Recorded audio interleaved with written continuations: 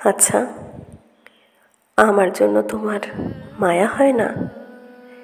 এই যে এমন কষ্ট পেয়ে দুমড়ে মুচড়ে যাই বিষণ্ণতায়, হতাশায় মুখ থুবড়ে পড়ে থাকি, এই যে এমন নিঃসঙ্গতার সাথে নিয়ে কি নিদারুণ যন্ত্রণায় বেঁচে থাকি, তোমার মায়া হয় না আমার জন্য?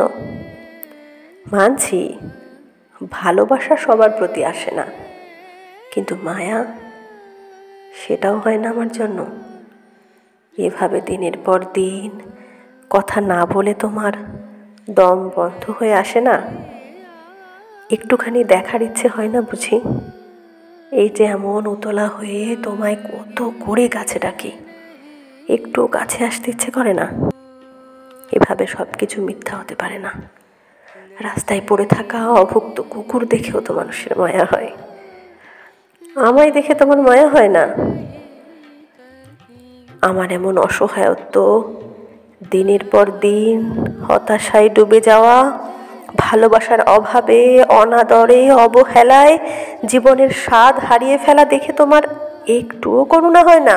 আমার অভিমানে এমন শুনশান নীরবতা তোমায় ব্যাকুল করে তোলে না? ভালোবাসার কথা না হয় বাদই দিলাম, কিন্তু মানুষ হিসাবে অন্তত আমার জন্য তোমার সহানুভূতি হয় না?